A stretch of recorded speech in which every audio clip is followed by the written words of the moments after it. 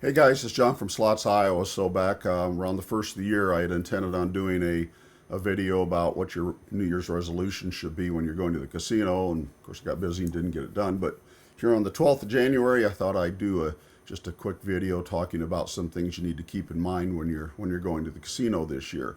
So what's my number one resolution when going to the casino? Is not spending more than I can afford to lose. And so when you go to the casino, please don't take your rent money. Please don't take your mortgage money, your car payment money, the food money for your family, any of that, because even though you think you're going to walk in the door and you're going to win money, most of the time you don't.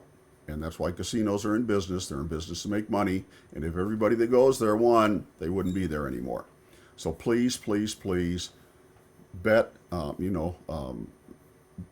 bet money that you can afford to lose, and don't use money that you can't. So please don't screw up your family or yourself. Please don't end up sleeping in the street because you took all the money that you had, that you took your kids' education money or whatever, thinking because I watch these people on YouTube and they're betting $100 a spin and they always win thousands of dollars. You know what? They don't always show you their losings. And so when you go in there thinking that you're going to win $10,000 because you're betting $100 a spin, most of the time you're going to be disappointed and you're going to walk out the door with nothing. So please don't do that. Bet within your means. Okay?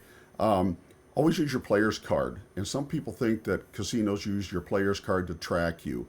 They track your spending and your betting. They don't track anything else. They can't get your social security number, your driver's license number, your bank account numbers. Nothing of that can they get through your player's card.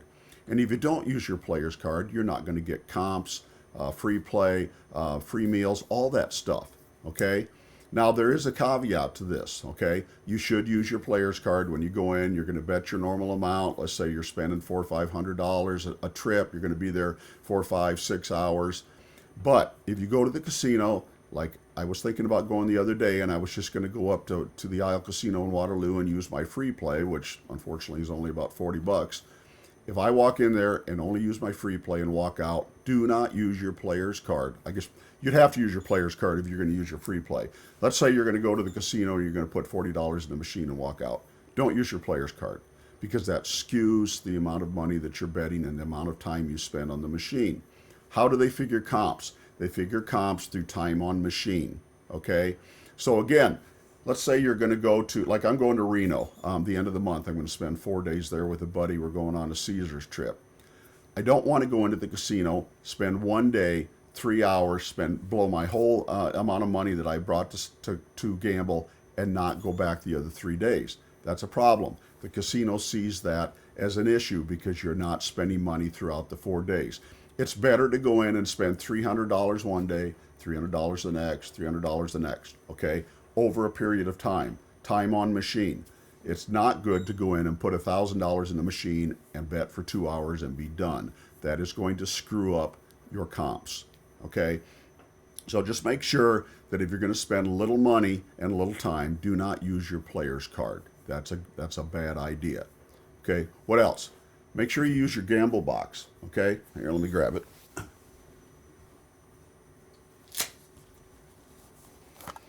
Okay, this is my gamble box. I bought it on Amazon. As you can see, it has a slot in the top. Okay, it also has a lock on it. Where does the key stay for the lock? It stays at home. Okay, when I go to a casino, if I put $100 in the machine and I double that, I cash out, I take the extra 100, I fold it up really little, and I stick it in the slot. That way, I can't get to it at the end of the night when I'm out of money. I have to go home with it. When I get home, sometimes I'm pretty shocked when I open it up. Oh, I got $700-800 in there. Okay, if I didn't have the gamble box, that $700-800 would have gone back into machines. That's who I am, and that's what I do. Okay, I don't have the intestinal fortitude to say no and walk out the door. But when it's locked in a box that I can't get to, I'm going to take it home with me. So please, if you don't have one of these and you have a problem controlling your spending and controlling what you put in the machine, please buy one of these. They're about $20. You buy them on Amazon. You can also buy them through the Gamble Smart, Gamble Safe website. And get one of these, wear it on your belt. And the little holder I also bought on Amazon, so I don't have to stick it in my pocket. and at the end of the night, go home with some money. Okay, that's another great thing you can do. That's another resolution you can have. Okay. Also, safety. Now, we've talked about this before on this channel. I was in law enforcement for 40 years. I spent 38 years as a deputy sheriff, the last 11 and a half as the chief deputy of the sheriff's office where I worked. And you can't be too careful, okay? And now a lot of you say, look, casinos are safe. And you know what? They are. They're very safe places 99.9% of the time. But we saw what happened in Vegas when somebody decided to shoot up the street, okay? People are at a concert. This guy starts sniping at them from a hotel. God forbid that should ever happen. But you know what? Casinos have great security staff. They're wonderful. They've saved my butt several times on leaving money in the machine. They track me down. Hey, dumbass, you forgot the money in the machine.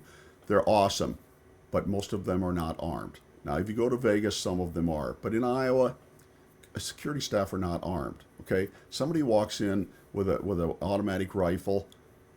What are they going to do? They're going to maybe try and get you out of harm's way, but they can't approach the threat. They don't have weapons, okay? So in that case, it's every person for themselves. You have to find a place to get behind. When you walk in the door, start looking for the exits. When you sit down at a machine, look for your closest exit, okay? If somebody starts doing something stupid, somebody has a knife, whatever, how are you going to protect yourself, okay? You can't take a gun into the place. And I'm glad that you can't, because domestics get out of hand. You don't need somebody shooting at their wife because they get upset because she or he spent too much, okay? So what do? You start looking around. What can I throw, okay? Great chairs. If you're strong enough to pick up a chair, throw it at the person, okay? If you have to run out of the casino, run in a zigzag pattern so they can't shoot straight at you. Do something to protect yourself. If you're somebody that's unfortunately disabled, you're using a walker, or you're on oxygen, you're not able to run, get on the floor, get down away from where the action's going, okay? You have to protect yourself. Nobody else is going to do it. I know this is a dark subject, but one of these days something is going to happen in one of these casinos, and I hope to God you're not there, but if you are, you have to take steps to protect yourself, okay? These are some tips. What are my resolutions for the new year? Okay, use your player's card. Watch your spending. Watch your safety, and use your gamble box. Okay, and what's the last one I'm going to tell you about? And I think this is really important. When you walk in the door, let me grab something here.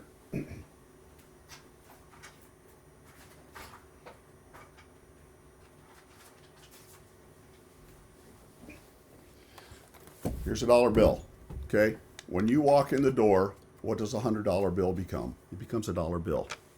You lose your mind when you walk in a casino. You start throwing hundreds into machines like they're $1 bills. You can go to Walmart on a Saturday and go, oh my God, the cost of that can of beans went up 50 cents. I can't believe it. But you'll walk into a casino and have no problem with dumping $500 in the machine and betting $5 a spin and losing it within 10 minutes. Think, okay? Control your money, control your thinking. Make sure that you're not thinking of that $100 bill as $1 bills, because when you do, they're gone. And once they're gone, at the end of the night or at the end of the day, don't be like me and walk out and want to beat your head against the steering wheel because you lost all your money because you were stupid. Okay? Control your money, control your spending. If you have $200, please don't walk in the casino and start betting $10 a spin. You're going to be done in 30 seconds. Okay? If you have $200, bet $1 a spin or 50 cents a spin. Now, if you're fortunate enough to have $500 or $1,000, use the 1% method that a lot of the YouTubers use. And, if you have $500, you bet $5 a spin. If you got $1,000, bet $10 a spin. But also keep in mind, there's no guarantee that you're going to hit anything. These casinos were not created and are not in business to make you money. They're in business to make their shareholders money or their owners money, not you. And if everybody that walked in the door won, they would not be in business. Okay? So a majority of you that walk in the door are going to walk out losers. Yes, every so often you win. I have. It's been over a year and a half since I hit anything over $1,000. I hit $2,200 a hand pay at Tama at the Meskwaki Casino in June of 2024. Haven't had anything since. And I do bet sometimes $5 a spin, but I'm certainly not getting the return that I think I should get. That's just the way it is. That's why they call it gambling. You're going to lose your money. Okay? So you have to look at it as entertainment. What can I afford to lose? I'm just going in for an entertaining time. When I lose my money, I walk out the door. And that's hard to do. But again, the gamble box comes into play. Please use that. Okay? So those are some tips. I hope you appreciate what I put out there. If you do, please subscribe, follow, like, share, all that good stuff so I can continue to put out material. I don't get paid for any of this. I don't have enough followers or enough views for YouTube or TikTok to send me any money. And in fact, TikTok hates these videos because it's about gambling. I had a TikTok channel that had 4,000 followers. They banned me permanently, and I had to restart my channel. I'm back up to 300 followers. So most of it's on YouTube. Please, please, please subscribe and like. And if you really like it, then share it. I would appreciate it very much. Have a great day. I'm rooting for you. I'll talk to you again. Oh, hey, one more thing. You see behind me? Triple Strike, my newest machine. Slot Machines Unlimited had a sale. They send you as-is machines, no guarantee they're going to work. And I got a great price on it. I've got 4 of them. There's 3 others sitting out in my garage. I got to move down here in the basement. But I'm going to be selling that one. Once I get it running, I got to get the bill collector running, and I got to get the collector can for the bill collector because it didn't come with it. The casinos tend to hang on to those. And I believe these came out of a casino in Detroit from looking at the stickers on them. Really interesting because they have wood grain. I've never seen casinos with wood grain before, and I've got 4 of them. So if you live in Iowa, you don't live too far from where I am, the eastern part of the state, I'm going to be selling these if you have any interest.